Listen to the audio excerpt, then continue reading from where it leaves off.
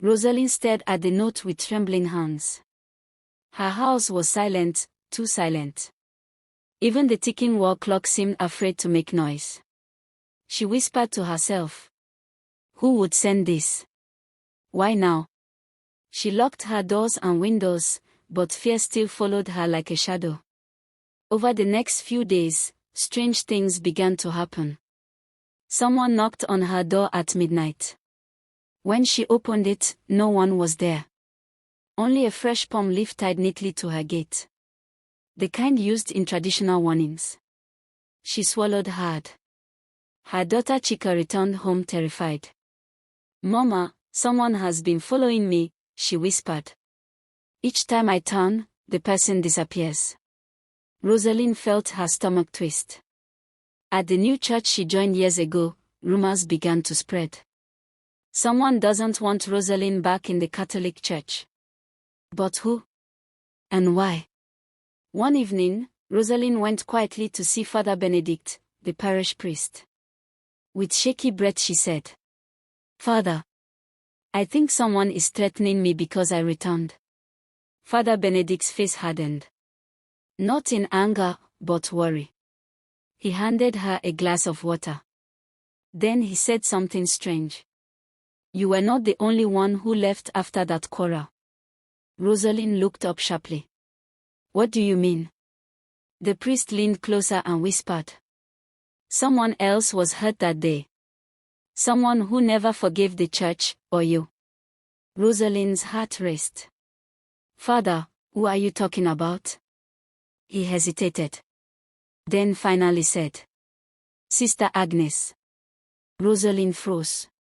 Impossible. Agnes forgave her. Agnes hugged her. Agnes welcomed her back. Or so she thought. The next day, Roseline decided to visit Sister Agnes. She wanted answers. She knocked on her door. No response.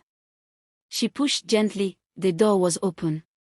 Inside the house, everything was peaceful, except one thing. A small room at the back. The door slightly ajar. A faint candlelight flickered inside. Curiosity pulled Roseline closer. She pushed the door open. And what she saw almost made her scream. Inside were old photos of the church, a torn picture of Roseline from years ago. A notebook with angry writings, and on the table, multiple copies of the same note. You should never have come back. Roseline staggered back, her breath shaky. Suddenly, a voice behind her said, You shouldn't be here. She turned. Sister Agnes stood in the doorway, her face unreadable. Agnes slowly stepped forward. Her voice was cold. Roseline, do you know what that quarrel did to me? Do you know how they blamed me? How they removed me from my position?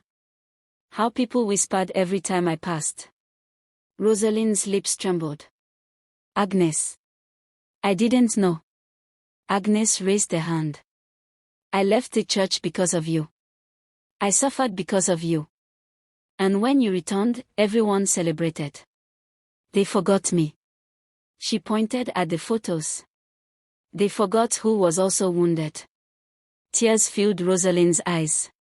Agnes, I came to make peace. Peace. Agnes laughed bitterly.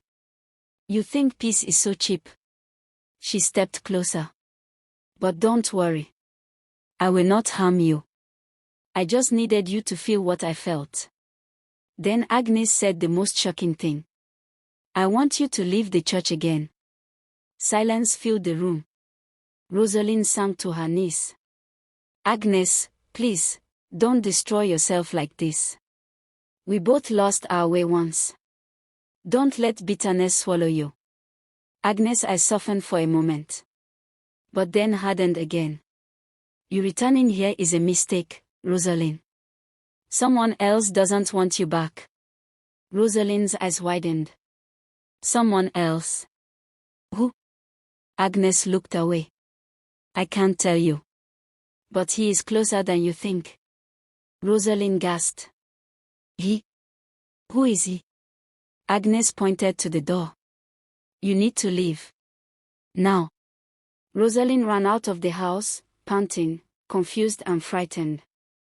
As she reached the main road, she felt a strange sensation. Someone was watching her.